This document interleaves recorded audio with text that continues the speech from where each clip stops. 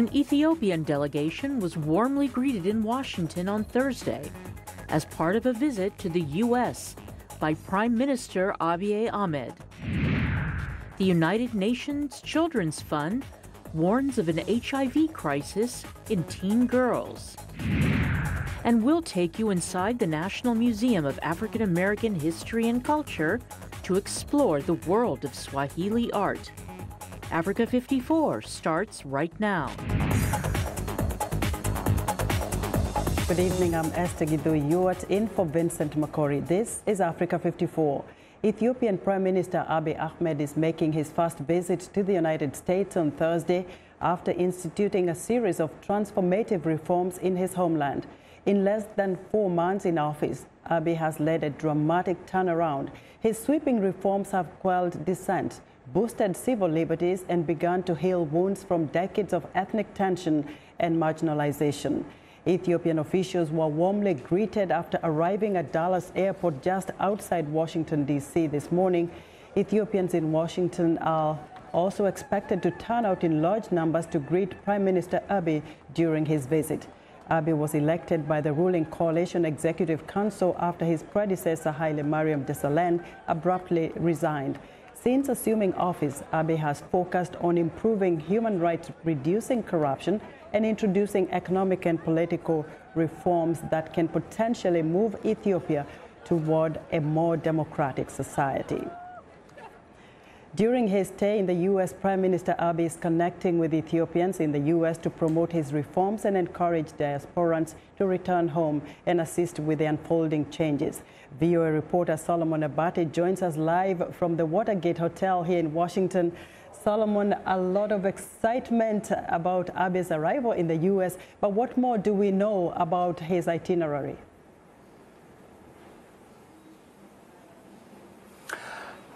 Well, thank you, Esther. Now we are at the Watergate Hotel, as we've just mentioned.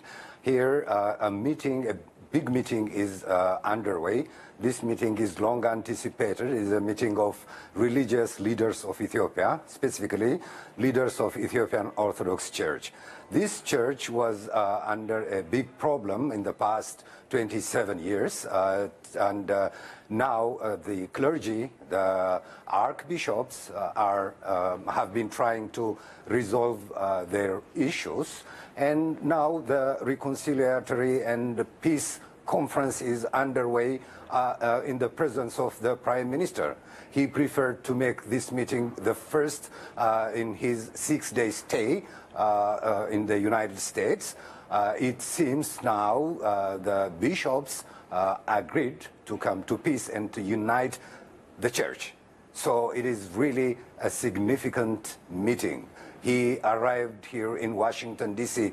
this morning, and with him other government officials as well, including the Minister of Foreign Affairs of the country and leaders of regional states, like the largest region of the country, President of Oromia, and Amhara region as well. So Solomon, this is really a big, busy weekend. Has he spoken to the media yet?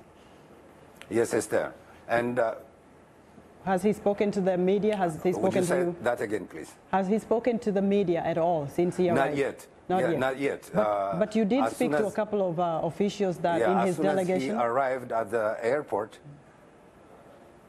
Solomon, you did speak to yes, I talked to the... Go ahead.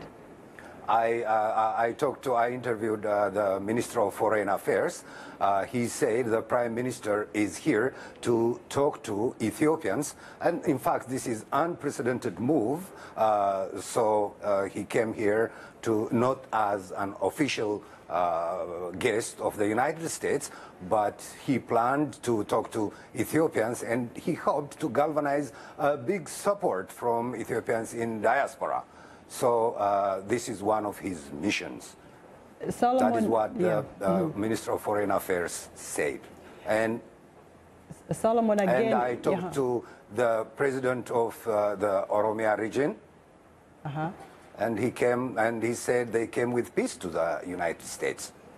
Now, over a period of time, Yes, you've spoken to Ethiopians here in Washington, D.C. area. They're expecting to meet him on Saturday. What are you hearing from them? What do they really want to hear from Prime Minister Abiy? Well, you know, there is a big excitement among the Ethiopian community and Ethiopian Americans in the United States. He has unprecedented support from Ethiopians at home and abroad as well. So there will be a large gathering on Saturday here in Washington, D.C., from 25,000 to 40,000 Ethiopians and Ethiopian Americans are expected to gather at Convention Center in Washington, D.C. And the next day, he will travel to the West Coast and speak to Ethiopians there. Around 20,000 will attend that big rally in Los Angeles as well. And then on Monday, he will travel to Minnesota and he will talk to same gathering in Minneapolis on Monday. So it is a big expectation. There is a big excitement among Ethiopians. Very quickly, Solomon, do we know if Prime Minister Abiy will be speaking to any U.S. officials? Not yet. I spoke this morning to the ambassador of the United States to Ethiopia, who said, coincidentally, he arrived in the United States same morning, but with a different flight. He said he had no information if he had any plans to meet the United States officials. But we'll wait and see. I hope there are expectations. He will speak to some people at the Capitol and maybe in the government as well. Solomon Abate reporting for us from Watergate Hotel in Washington, D.C. Thank you so much, Solomon. We'll catch up later with all this excitement about Ethiopia's new Prime Minister Ahmed Abiy's visit to the United States. And around the world, Ethiopia's Prime Minister Abiy Ahmed is being hailed for his achievements just 3 months into his new job. Abiy ended a state of emergency, freed political prisoners, got parliament to lift a terrorist ban on opposition groups, and pledged to open up key sectors of the economy to foreign investment. Abiy is being widely celebrated at home too. But as the country adapts to sweeping changes, excitement remains punctuated by caution. Perhaps most shocking of all is Abiy's warming new friendship with a former sworn enemy, Eritrea.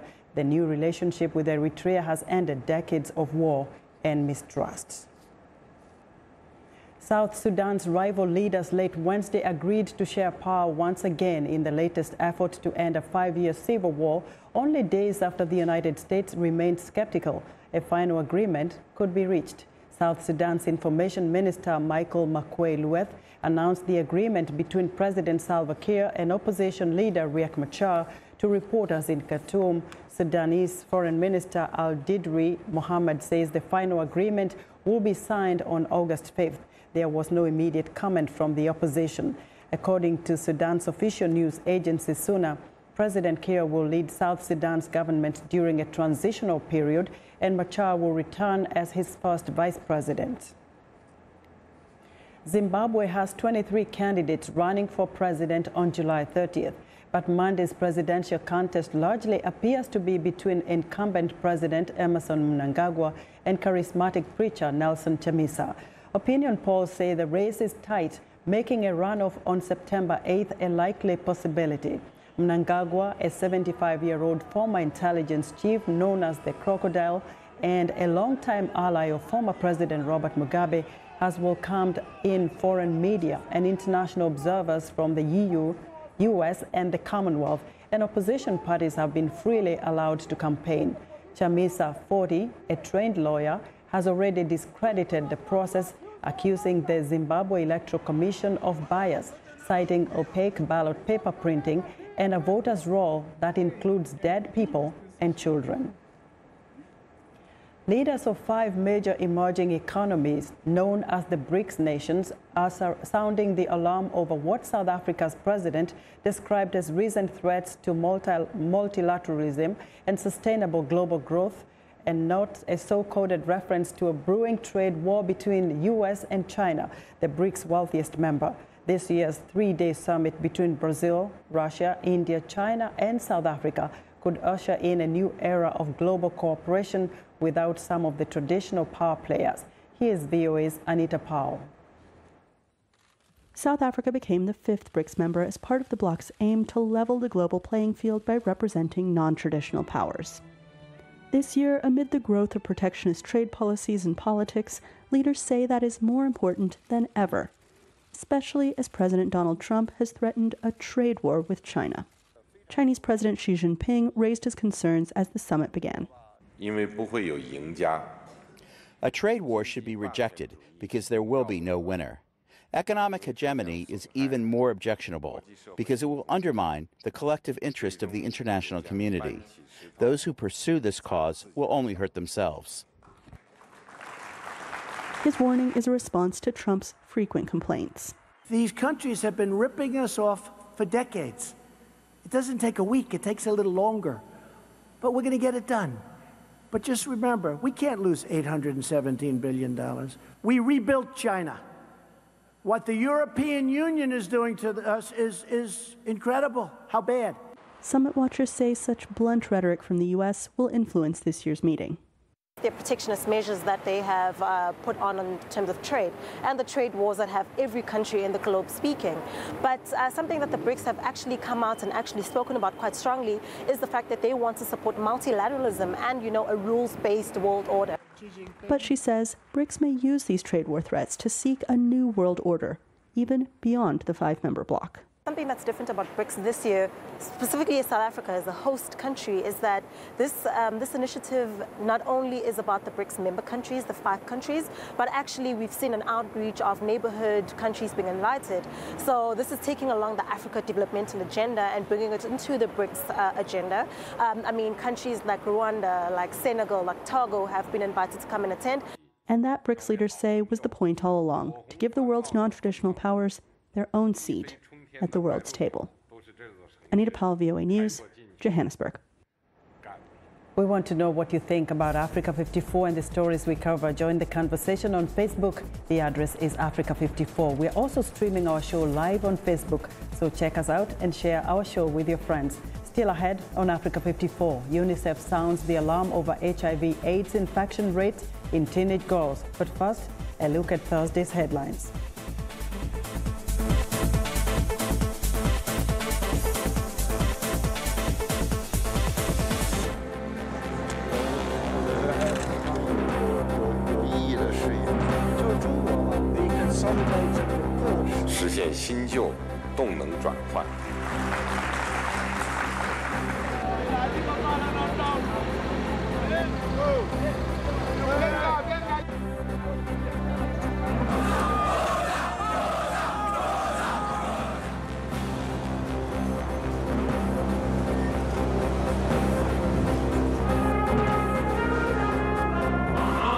Talent and skills.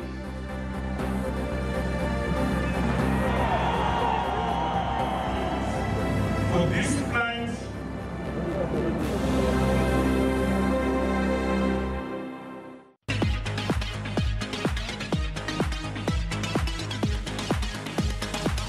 and it's time now for our health report, and joining us is Africa 54 health correspondent Lino Mudu with some new information on AIDS. Lino? That's right, Esther. A new report by the United Nations Children's Fund says teenagers, and particularly girls, are bearing the brunt of the global AIDS epidemic, with around 30 adolescents becoming infected with HIV every hour in 2017.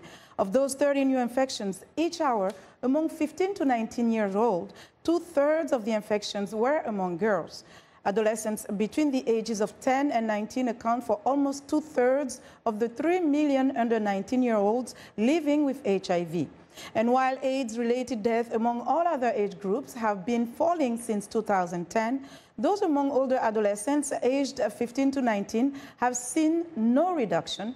UNICEF says some of the reasons include early sex and forced sex, poverty, and lack of access to confidential counseling and testing services. The report was presented on Wednesday at the AIDS conference in Amsterdam. Now, a new drug to treat malaria has been given the green light by authorities in the United States. The medicine tefanoquine is specifically for the recurring form of malaria caused by the parasite Plasmodium vivax, which makes 8.5 million people ill each year. Experts say this type of malaria is a particular challenge to get rid of, as it can remain dormant in the liver for years before reawakening many times. Scientists have described tefanoquine as a, quote, phenomenal achievement. The drug has been in existence since the 1970s, but GSK, working with medicines for malaria, has repurposed tefanoquine so that it can be used to get rid of malaria parasites in the liver. The United Nations recently released its Sustainable Development Goals 2018 report. The report shows that people are living better lives than they were a decade ago, even in the regions facing the greatest development challenges. However, significant challenges remain. Francesca Perucci is Assistant Director of Statistics Division at the UN Department of Economic and Social Affairs. Since 2000, in sub-Saharan Africa, the maternal mortality ratio has declined by 35%. And the under-5 mortality rate dropped by 50%. In Southern Asia, a girl's risk of marrying in childhood has declined by over 40%. In the least developed countries, the proportion of the population with access to electricity has more than doubled. The absolute number of people living without electricity dipped below the symbolic threshold of 1 billion, although rural people are still at a huge disadvantage. The report also shows that countries face mounting challenges: a fast-changing climate, increased number of conflicts and inequality, and persistent pockets of poverty and hunger. For the first time in a decade, the number of people who are undernourished has increased from 777 million in 2015 to 815 million people in 2016, mainly due to conflict, drought and disasters linked to climate change. And according to the SDGs report, other challenges include persistent gender inequality, sexual violence, water and sanitation, and pollution. It is a delicious tropical fruit enjoyed by many for dessert, among other things, in some recipes or for its sweet juice. It's also credited by some for certain health benefits. Now, Brazilian researchers are developing an innovative process using pineapples to speed the healing process for skin wounds. VOA's Julie Talbot reports. It's the world's most popular tropical fruit, but it's not just for eating. Brazilian researchers have found another use for pineapples in high-tech medicine. That's because the sweet, tangy fruit, which is native to South America, contains bromelain, a natural anti-inflammatory enzyme that has long been used in the region to treat ailments and speed the healing process. The Brazilian researchers infused bromelain into nanocellulose, a fibrous film which can then be placed over skin wounds. The presence of this bandage of nanocellulose containing bromelain helped the healing process, which is what we expected, since bromelain, because of its protein-digesting action, removes the top layer, which is the dead layer of the wound, and so permits oxygen to reach the skin surface, assisting healing. The nanocellulose itself is produced using bacteria fed by fruit waste. Our innovation has two purposes. One is the joining of the bromelain to the pineapple protein taken from a waste product, the husk of the pineapple. Second, we also use waste products in the production of nanocellulose. We use fruit waste to make the culture, which is the nutrient for the bacteria to produce the nanocellulose. The innovation is still in the early stages of development as a treatment. Julie Tabo, VOA News. And that's our health report for today. To stay in touch, find me on Twitter at Lenore Moudou. Esther? Thanks, Leno. Be sure to watch Lenore Moudou's health reports every Tuesday and Thursday right here on Africa 54. Now, many people associate African art with tribal masks and primitive pieces. But a new exhibit at the National Museum of African Art here in Washington, D.C. seeks to challenge that stereotype. I visited the exhibit to see the museum's latest African artifacts firsthand. Gus Casely Hayford became a museum professional in part out of frustration. The museums he grew up going to in the Western world didn't depict his African culture for what he thought it was, full of culture, complexity and creation. Now director at the National Museum of African Art, Casely Hayford has the opportunity to show exhibitions that depict Africa in that light. The museum's newest exhibit, World on the Horizon, Swahili Arts Across the Indian Ocean, in his opinion, does just that. This exhibition is a celebration of that very thing. The Africa that I love, the confident, outward-facing, innovative Africa that I see whenever I travel. Curators Alison Papura and Prita Maya gathered works of Swahili art from across 4 continents to create World on the Horizon. Their 7 years of searching produced 170 hand-selected objects for the show, ranging from gold jewelry to photographs. Several pieces have never before been seen in North America. The idea of bringing these objects to get together in this exhibition is really one of the main probably one of the main accomplishments, I would say, that really help to show the depth and breadth historically, culturally, in terms of the confluence of peoples and cultures that come together to make this, to introduce a truly global approach to African art. Each item in the exhibition speaks to the modernity and creativity of the Swahili Coast culture. The photographs in particular shows just how sophisticated the region was. We often don't associate photography with Africa, but one of the incredible and radical aspects of Swahili Coast peoples is that within only 10 years after the invention of photography in Europe in the 1830s, Swahili Coast residents, especially of the major port cities of Mombasa, Zanzibar, and Lamu, appropriated and took Swahili and took photography to be their most favored and most favorable medium of self-making. By curating and showing the first major traveling exhibition dedicated to Swahili Coast art, the exhibit staff hopes to give visitors a new appreciation of the Swahili Coast region as well as the African continent. Africa isn't just the birthplace of humanity. It's the birthplace, the collaborator, the catalyst in great trans-regional innovation and creativity. And if you're prepared to look, you'll see that all over the continent. Visitors to the National Museum of African Art can explore the World on the Horizon exhibition until September 3rd.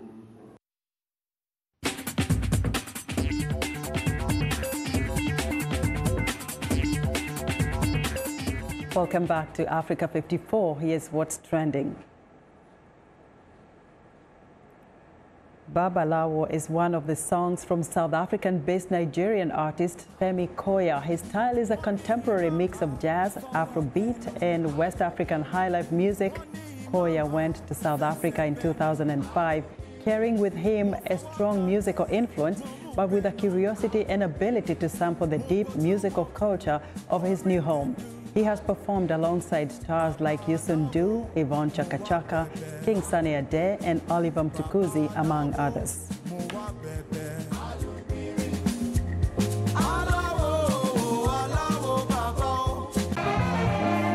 Next up, researchers in South Korea have used artificial intelligence to devise a flexible keyboard which can be crumpled like a paper and put in your pocket. Instead of placing conventional sensors into flexible material, the research team trained the keyboard using a deep learning method. When users press a key drawn on the rubber surface, their finger pressure alters the nanotube's electrical resistance. And AI network helped teach the keyboard to identify individual characters according to the location of those changes. Existing flexible keyboards contain solid components inside, so users can only roll up or fold as required, whereas this prototype can be completely crumpled. And finally, a four-legged robot modeled on the mythical centaur has been developed by researchers at the Italian Institute of Technology. It has a humanoid-like upper section with two arms and the ability to manipulate and move objects, while the lower half is capable of robust locomotion on uneven terrain. Centaurus developers hope its mobility and dexterity could one day make it a vital tool for disaster relief tasks. Its hybrid mobility system combines legged and wheeled motion to navigate difficult locations. And that's what's trending today. Now, Muslims and Christians in a small town in southern Niger have been worshipping in the same compound for more than 60 years. VOA House of Service reporter Haruna Mamane Boko brings us a story of religious tolerance narrated by Mahmoud Lalo. In a busy town on the Sahelian trade route cutting across southern Niger, Muslims and Christians have found a way to honor each other's religion. 98% of the people here in Birnin Kwanni are Muslims, but that hasn't stopped them from sharing their compound with Christians. Muslim Alaji Umar Osi says the town takes pride in its inclusion. This is really interesting to have church and mosque on the same ground, side by side.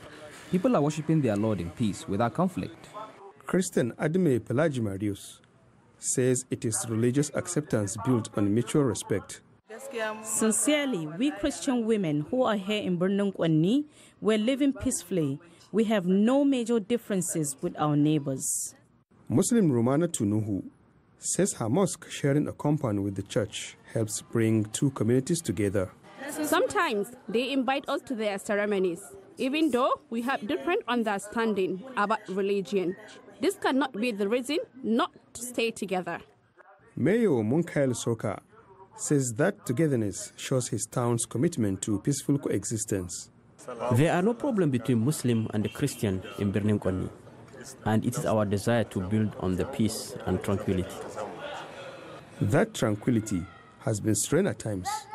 During renovation in 2011, the church was damaged by some young Muslims who also stole some items. Local Imam Malam Muhammadu Dan Wazifa says Muslim leaders quickly came to their neighbors' defense. It was a little misunderstanding among some youth that resulted in arrest. We could not tolerate that. This area is known for peace and harmony, and conflict has always been resolved through communication. This enables us to have a better understanding of each other. Birnin Kwanni Christian Arzik Aladan says it was a moment that showed everyone the strength of cooperation here.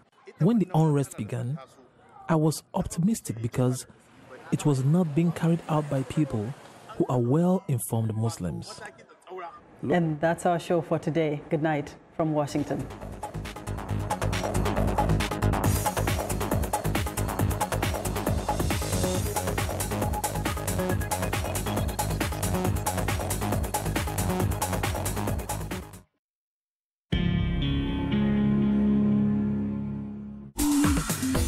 Welcome to English in a Minute.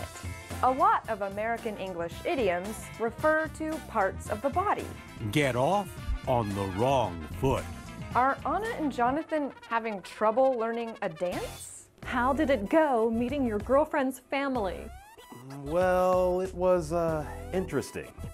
First, I was really late. Oh, Jonathan.